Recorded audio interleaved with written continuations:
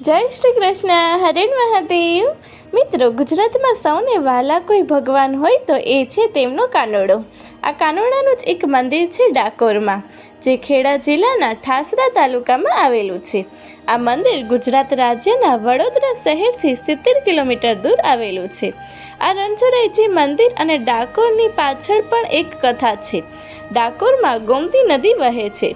ગોમતી કિનારે ડંકેશ્વર મહાદેવ છે, જે બે બાબતની સાક્ષી પુરાવે છે. જ્યારે ડંક મુનિએ મંદિર પાસે નાનો કુંડ બનાવ્યો હતો, જેમાં પશુ પંખી નિર્ભીકપણે પાણી પીતા હતા.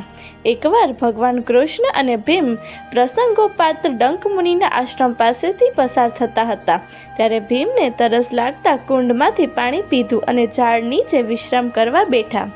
અચાનક વિચાર આવ્યો કે આટલા સુંદર જળનો કુંડ જો મોટો હોત તો ઘણાને પાણી સુગમતાથી મળી રહે.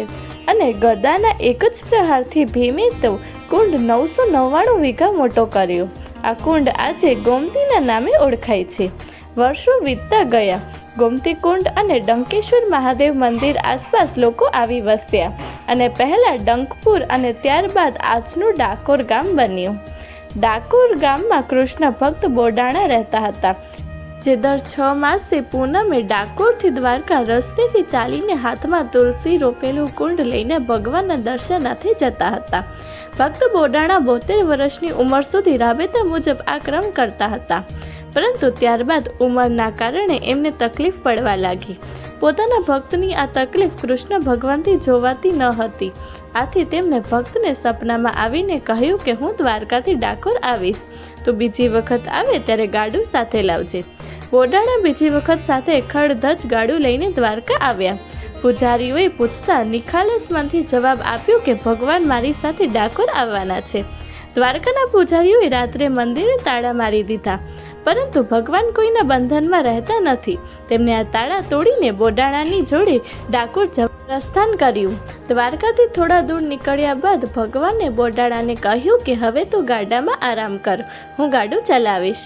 ફક્ત એક રાતમાં ભગવાન રાજા રણછોડરાયે ડાકોરમાં આવી ગયા. સવારમાં બિલેશ્વર મહાદેવ નજીક લીમડાની ડાળ પકડી બોડાણાને જગાડ્યો ને ગાડું ચલાવવાનું કહ્યું. ભગવાનના સ્પર્શથી લીમડાની એક ડાળ મીઠી થઈ ગઈ. આજે પણ એ જગ્યા પર કડવા લીમડાની એક ડાળ મીઠી જોવા મળે છે. ભગવાનને દ્વારકામાં ના જોતા પાછળ આવી પહોંચેલા ગુગળીઓથી ભગવાનને બચાવવા બોડાણાએ મૂર્તિ ગોમતીમાં પધરાવી દીધી અને જાતે ગુગળીઓને મળવા ગયા. ગુગળીઓએ ગુસ્સામાં આવી બોડાણા પર ભાલાથી પ્રહાર કર્યો, જેના કારણે બોડાણાનું મૃત્યુ થયું ને ગોમતીમાં મૂર્તિ હતી ત્યાં પાણી લોહીથી લાલ થયું. દ્વારકાના પૂજારીઓએ એક યુક્તિ આજમાવી કે જો ભગવાનને ડાકોરમાં રાખવા હોય તો મૂર્તિના વજન જેટલું સોનું મૂકવું. તેઓ જાણતા હતા કે બોડાણો ખૂબ ગરીબ માણસ છે, એટલે સોનું આપી નહીં શકે અને કૃષ્ણ ભગવાનની મૂર્તિ દ્વારકામાં જ રહેશે. બોડાણા પાસે સોનાના નામે તેની પત્નીએ પહેરેલી ફક્ત નાકની વાળી હતી. જ્યારે મૂર્તિની સામે ત્રાજવામાં તેને મૂકવામાં આવી ત્યારે તેનું અને મૂર્તિનું વજન બરાબર થયું. આવી રીતે કૃષ્ણ ભગવાનનું સ્થળાંતર દ્વારકાથી ડાકોરમાં થયું. આજે ડાકોરમાં તે જ અસલ મૂર્તિ છે જે પહેલા દ્વારકામાં હતી. અનેક નામે ઓળખાતા ભગવાન કૃષ્ણ દ્વારકામાં દ્વારકાધીશ અને ડાકોરમાં રણછોડરાયના નામે ઓળખાય છે. તેમને મળેલ નામ પાછળ એક કથા છે. જરાસંઘના મિત્ર કાલ્યાવે જ્યારે કૃષ્ણ ભગવાન પર આક્રમણ કર્યું ત્યારે તેઓ મથુરાવાસીઓના રક્ષણ માટે તેમને સાથે લઈને રણ છોડીને ભાગી ગયા અને નવી નગરી દ્વારકા બનાવીને ત્યાં વસ્યા. આથી જ તેમને દ્વારકા અને ડાકોરમાં રણછોડરાયના નામે ઓળખવામાં આવે છે.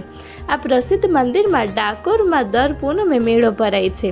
ઘણા લોકો આ દિવસે આવીને શ્રદ્ધાથી ઈશ્વરની પૂજા કરે છે. કેટલાક લોકો તો ખુશીથી અથવા તો પોતાની માનતા પૂરી કરવા માટે ચાલીને દૂર દૂરથી આવે છે ભગવાનના દર્શન કરવા માટે. અહીંના મંદિરમાં લોકો પ્રસાદના રૂપે ભગવાનને માખણ, મિશ્રી, મગસ ચઢાવે છે. કૃષ્ણ ભગવાનને ગાયો ખૂબ વાલી હતી, એટલે અહીં લોકો ગાયને પણ ચારો ખવડાવી પુણ્ય કમાય છે. અહીં નાસ્તામાં ડાકોરના ગોટા ખૂબ પ્રસિદ્ધ છે. અહીં આવનાર દરેક યાત્રી ડાકોરના પ્રસિદ્ધ ગોટાનો સ્વાદ જરૂર માણે છે. અહીંયા રણછોડરાયજી ભોજનશાળા પણ આવેલી છે, જ્યાં ભક્તો ભગવાનનો પ્રસાદ ચાખે છે. હવે તો ડાકોરમાં લોકોને આકર્ષિત કરવા માટે અન્ય નાના મોટા મંદિર પણ બનાવવામાં આવ્યા છે. ભગવાન કૃષ્ણે બનાવેલી સોનાની દ્વારકા નગરી તો જળમગ્ન થઈ ગઈ, પરંતુ આ ધરતી પર કૃષ્ણ પ્રેમી અવતરિત રહ્યા છે. ગુજરાતમાં દ્વારકા અને ડાકોર ખાતે આવેલા પ્રાચીન કૃષ્ણ મંદિરો ખૂબ પ્રસિદ્ધ છે. કહેવાય છે કે કંસના સસરા જરાસંઘના મથુરા નગરી પર થતા આક્રમણોથી જનતાને મુક્ત કરવા ભગવાને સૌ નગરજનો સાથે કુશ સ્થળથી સ્થળાંતર કર્યું હતું. દ્વારકામાં આવેલું ભગવાન સુદર્શનધારીનું મુખ્ય મંદિર જગત મંદિર તરીકે ઓળખાય છે. વર્ષ દરમિયાન ઘણી વખત યાત્રા સંઘો અને ભક્તગણો 52 ગજની ધજાઓ સાથે ડાકોર અને દ્વારકા દર્શન માટે આવે છે. ડાકોર અને દ્વારકાના મંદિરો સાથે પ્રાચીન કાળના કૃષ્ણ ભક્ત બોડાણાની કથા પણ જોડાયેલી છે. બોડાણાની અવિચલ ભક્તિથી પ્રસન્ન થઈને ભગવાન કૃષ્ણ બળદગાડામાં બેસીને દ્વારકાથી ડાકોર આવ્યા હોવાની દંતકથા પ્રચલિત છે. કહેવાય છે કે હાલમાં ડાકોરમાં રહેલી રણછોડરાયની મૂર્તિ એ મૂળ દ્વારકા મંદિરની છે.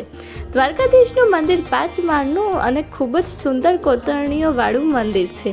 60 થાંભલાઓ પર ઊભા કરેલા આ મંદિરમાં ભક્તો વિશેષ સંરચના પ્રમાણે સ્વર્ગ દ્વારથી પ્રવેશ કરે છે અને મોક્ષ દ્વારથી મંદિરની બહાર નીકળે છે.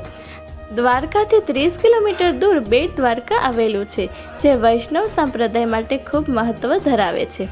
દ્વારકાથી બોટમાં બેસીને અને હવે તો સુદર્શન બીચ દ્વારા પણ આપણે બેટ દ્વારકા જઈ શકીએ છીએ. અહીંયા મહાપ્રભુજીની બેઠક તથા શ્રી કૃષ્ણ ભગવાનની પટરાણીઓના મંદિરો અને શંખ તળાવ આવેલું છે. ડાકોરમાં ભગવાન રણછોડરાયનું મંદિર ગોમતી નદીની કિનારે આવેલું છે. આ બંને મંદિરોમાં સવારે મંગળા દર્શનથી લઈને રાત્રિના શયન સુધીના વિવિધ દર્શનનો મહિમા અનેરો છે. દ્વારકા અને ડાકોરમાં જન્માષ્ટમી ખૂબ ધામધૂમથી ઉજવવામાં આવે છે. લાખો ભક્તો આ પ્રસંગે ભગવાનના દર્શને આવીને ધન્યતા અનુભવે છે. હાથી ઘોડા પાલકી જય કનૈયા લાલકી અને મંદિરમાં કોણ છે રાજા રણછોડ છે જેવા ગગનભેદી નારાઓથી મંદિર ગુંજી ઉઠે છે. જાણે દરેક ભક્તના હૃદયમાં શ્રી કૃષ્ણ ભગવાનનું પુનઃ પ્રાગટ્ય થયું હોય તેવો માહોલ સર્જાઈ જાય છે. ડાકોરના અન્ય જોવાલાયક સ્થળો જેવા કે ડકનાથ મહાદેવ મંદિર, લક્ષ્મીજી મંદિર, બોડાણા ગંગાબાઈ મંદિર, શ્રીજી બેઠક, શ્રીજી ચરણ, શંકરાચાર્ય મઠ, શ્રી મંગલ સેવા ધામ, સત્યનારાયણ મંદિર, બિલેશ્વર મહાદેવ મંદિર તેમજ ભગવાનને પકડેલ લીમડો, બિલેશ્વર જૈન મંદિર, આટલા સ્થળો મિત્રો ડાકોરમાં જોવાલાયક છે. મિત્રો, તમને મારો આ વિડીયો પસંદ આવ્યો હોય તો કોમેન્ટ જરૂરથી કરજો અને આવા જ બીજા નવા વિડીયો જોવા માટે મારી ચેનલ નિશી નોલેજને લાઇક, શેર, સબસ્ક્રાઈબ અને કમેન્ટ કરવાનું ભૂલશો નહીં. હરે મહાદેવ.